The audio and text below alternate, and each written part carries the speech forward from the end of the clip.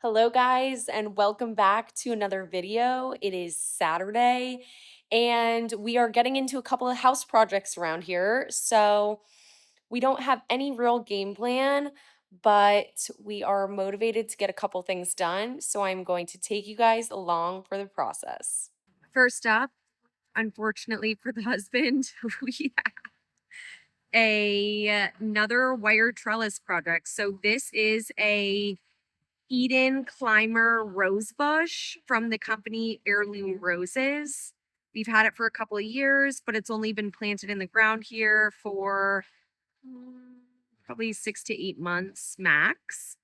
And it has just absolutely taken off. So here is the door to go inside to the kitchen, and we are going to install a wire trellis up and either over the door or over this area. I need to make a game time decision here quickly, but I will link the wire trellis products below. I know that I have another video on this that was for the outdoor shower, which is slightly different because the outdoor shower wire trellis is stuck into wood, and this one will be secured with a little bit different hardware because it is concrete. It's the outside of our house. So let's get into it.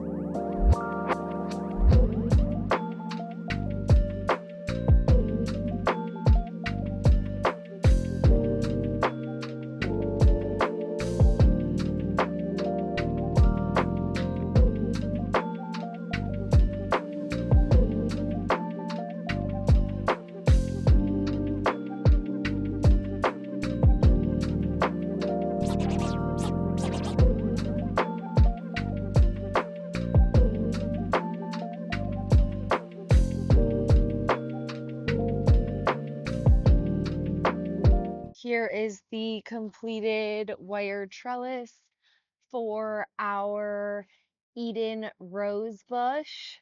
I'm so happy to have this done. I just wanted to quickly show you guys that we decided to tuck some of the rose stems behind the wire trellis. So we actually installed the wire over top of it to keep it in place.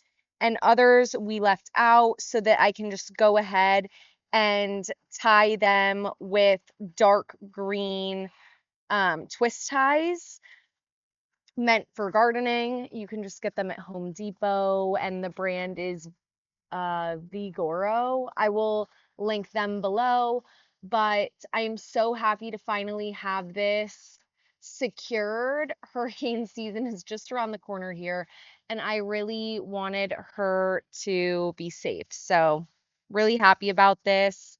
I'm thinking that over on this side, I will likely buy another of the same rose bush and install another wire trellis just to keep it nice and cohesive from out here. We randomly just ended up at Ace Hardware because my husband is fixing his motorcycle. And look at all of these great terracotta pots. They also have the little saucers that go under them. I bought aged pots off of Amazon and I needed saucers to go with them and literally just found a perfect one. But I love these little ones, they're a little bit more aged. They also have like a gray color, which actually is warmer than what it looks like on the camera.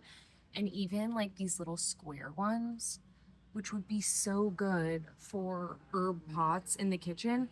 And they all have their own little saucers for the bottom. So their prices are good too. I feel like this is a hot tip because the really pretty terracotta pots on Amazon don't come with saucers, and then it's hard to find ones that match that are also the right size.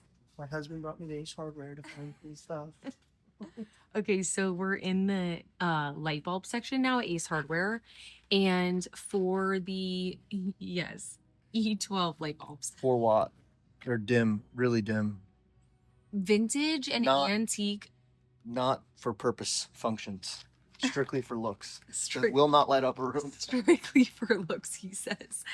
Most vintage and antique lamps take really strange size light bulbs, and there's only one brand that carries them at Home Depot, and if they even have them at Home Depot, and it's very irritating. And then they don't have them on Amazon. So I did not know this, but come to Ace Hardware if you have vintage or antique lamps, because these are the bulbs that you need. This one's actually E12 and it's LED because those are still incandescent. I think we should try that, because the light bulb on the little Murano lamp in the kitchen is super dim. I'd like it to be a little lighter. A lot of E12s here. Anyway, guys, there. Ace Hardware, who knew? So nice. Okay, so we just got back from Ace Hardware and I got organizing a little bit the pantry and found these bulbs that I honestly forgot that I had. I ordered these, must have been in like March or April. They're floral bulbs and I bought them for summer, and then I never planted them immediately because we were doing quite a bit of traveling and they need to be watered regularly. So, these bulbs are from Holland Farms, which if I remember correctly was a recommendation by This Oak House on Instagram. One is hyacinth and one is lily of the valley. This is from CZ Green. Anyway, I'll link the information below. But I figured we're done traveling. It is mid-August and I need to get these planted. So here are 10 lily of the valley bulbs. And yes, and this is 6 hyacinth. So what I'm going to do, at Ace Hardware, I picked up this little terracotta saucer for this, which is from Amazon. It's aged, it has a hole in the bottom, but while I was digging around in the pantry, I actually found the matching bottom that I didn't think that I had. So I'm going to use this for some. I don't actually know if this is deep enough. In the past, I've used at least a pot this deep. So anyway, I'm going to try. And I think what I'm going to do, since hyacinth are quite short and I only have 6 of these bulbs, I'm going to try the hyacinth in the terracotta pot and the lily of the valley in this big pot. I hope that these bulbs are still okay, but we will find out together. So I will show you guys how I pot these bulbs. It's really nothing crazy. I know there's a couple of different methods, and I think it's really based on just aesthetic purposes because some people use all pebbles. They plant the bulbs directly into the pebbles and then they just water them like that. I prefer dirt and to cover it with moss. I like that look better. And that's what I've done in the past, and all of my paper whites for the holidays were thriving. So I'm going to follow the same method this time and we'll see how that goes. So I will start with the hyacinth in the terracotta pot. This is what I'm using. It's just indoor potting mix. It doesn't hold much water, which is good. It prevents your plants from sitting in stagnant water or really moist soil. This really is one of the easiest things ever, and it is so satisfying. The bulbs I planted in the past were so easy to grow. I did a little bit of water on them every day or every other day. I would just feel the soil, and if it needed a little bit of water, I just put a little bit of water often is what I was doing, and it worked great. I feel like it's a good project for someone who's maybe a little intimidated. These hyacinth bulbs feel, I don't know, almost like garlic when it goes bad in the clove. I have no idea if these are still going to be good or not. I would assume so. They've been stored in the pantry, which is a cool and dark environment. But yeah, these feel pretty crispy, which I feel like is a bad thing. Interesting. The Lily of the Valley bulbs are much smaller. They have this on them. So I guess I don't know what to do about this, if I should break this off or leave it. I think I'm just gonna plant it and have this stick out, and then I'm going to look it up and double check and see if that's, or should I just read the directions like a normal person? That's probably the best. I hate directions. That's why I don't bake. Okay, so the Lily of the Valley bulbs I ordered from a seller on Amazon. And the other ones, the hyacinth, I'm pretty sure I ordered them direct from the website. Okay, that's not helpful. So I'm just going to plant these as I normally do, which is with the bulbs just peeking through barely the soil. That's how I've done it, and the directions don't specify. So on the directions, it does say that these little bulbs like to be packed tight for stability. Okay, so I planted both bulbs, the hyacinth and the lily of the valley. I will link everything I can below where I bought the bulbs, the soil, the terracotta pot off of Amazon. And I will give you guys a close up really quick just so that you can see how deep I potted them and what they look like. It's very simple. Once I water them, I will add a little bit of moss to the top if I have any left over, and I will show you guys that too. But before I cover them up, I'll show you what they're looking like. Okay, so this is the hyacinth. You can see they're just poking up out of here. And this is the indoor potting mix that I used. And then these are the Lily of the Valley, which had these on top. I left those out. It doesn't specify on the directions that it came with whether or not to do that or bury them deeper or clip these off. So this is what I'm doing for now. I might get online and do a little bit of research later, but these have been stored in my pantry for months and hopefully they sprout. I will keep you guys updated over on Instagram. And for now, I'm just going to cover them up a little bit with moss and then I will show you the final product. Okay, so I have some of these pebbles,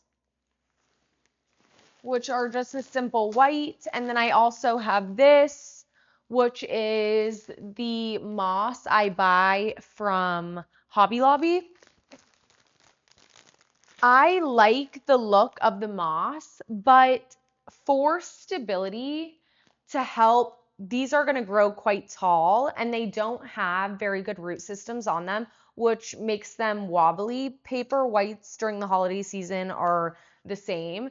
And so I'm going to actually test out pebbles this time. I'm thinking maybe it will add a little bit of weight and keep the bulbs a little bit more secure once they start sprouting. So I'm going to do a test run with this. I like the way that both looks. I guess it's just a preference, but I feel like either way, moss or pebbles, it's a pretty classic look.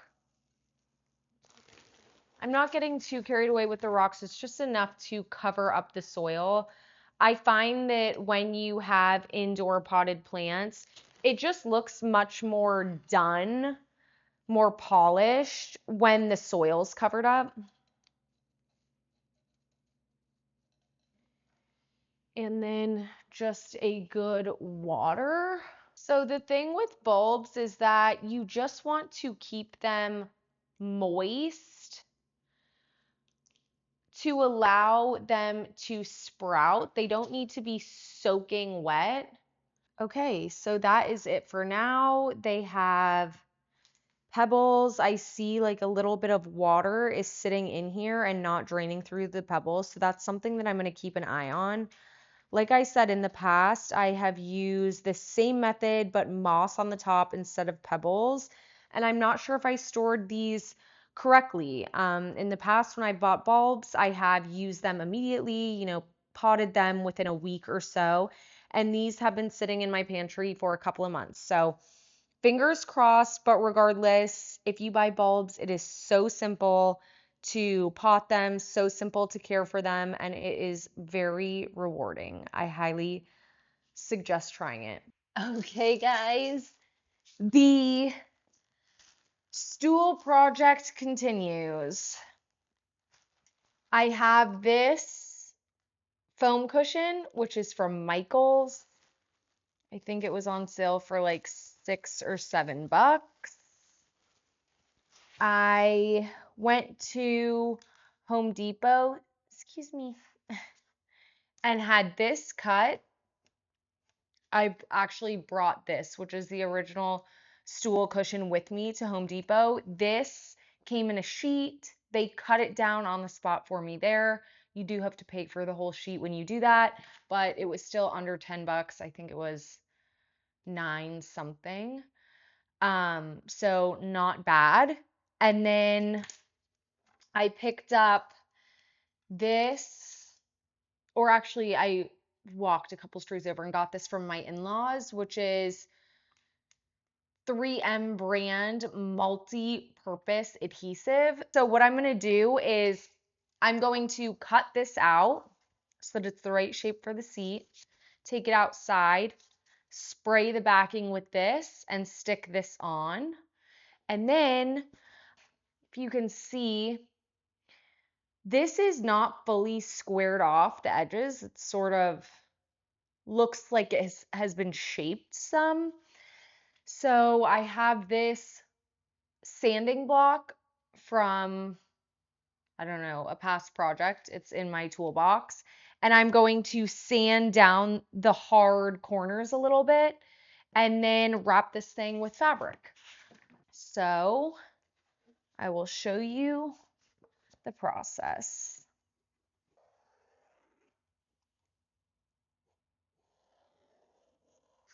Fabric scissors from Joann's, RIP. That is just still so sad. I actually held off on filming the rest of this for a while because I started to second guess myself on the upholstery fabric that I'm using. Because I do like to switch up, throw blankets and pillows in the living room where this is going to go for the seasons. And the fabric that I chose for this is a printed fabric. I just started to feel like, oh, should I have done a plain mohair fabric or something that would just go with many more things, since that area is changing with the seasons. But then I just told myself, you know what, stick to your gut. Sometimes things don't make perfect sense on paper, so to speak, but once you do it, it looks really good. So I have already learned that lesson through doing this house. All right, so now I'm just going to take this outside. I'm going to spray this and stick this on. Okay, I would definitely suggest spraying that adhesive outside. I went outside to do it, and it's so fumy. I mean, it's still even a little bit fumy in here. Here is that fabric that I am going to use. The old fabric's just pinned on the back here. I have no idea if this is the proper way to do this, but just like a little bit, because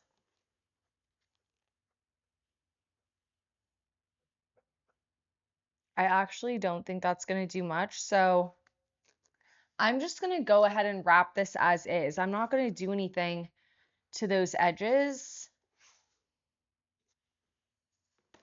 And ignorance is bliss because I really don't know enough about upholstery to know if that's how it's done.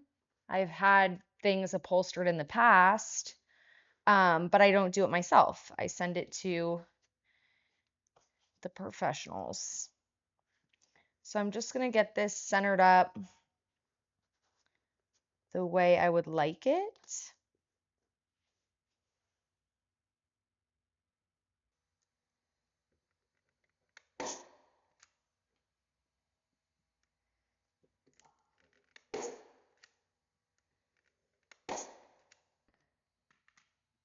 Look out, you're not going to like that.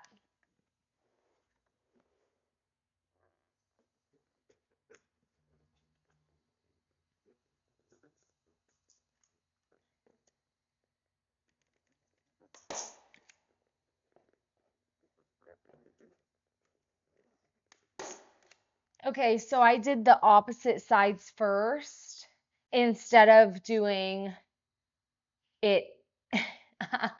I cannot find my words today, but I did one side and then the complete opposite side to really get the fabric pulled taut before going in and doing the other edges so that it's easier to get a nice tight and folded corner, the same as what you would do when you are wrapping a present.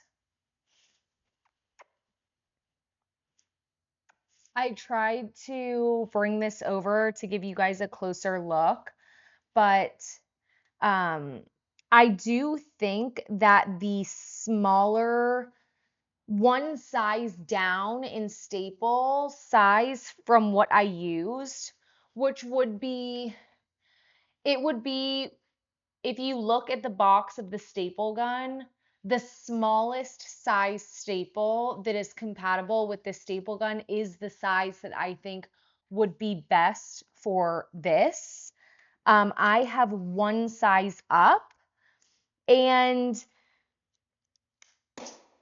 it just seems like it's not going into, yeah, like this one didn't go into the, um, this material. So,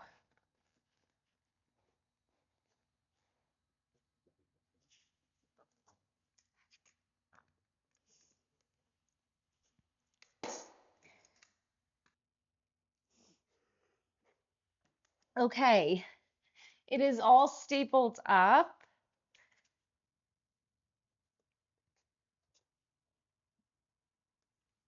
And now I am just going to attach it to here.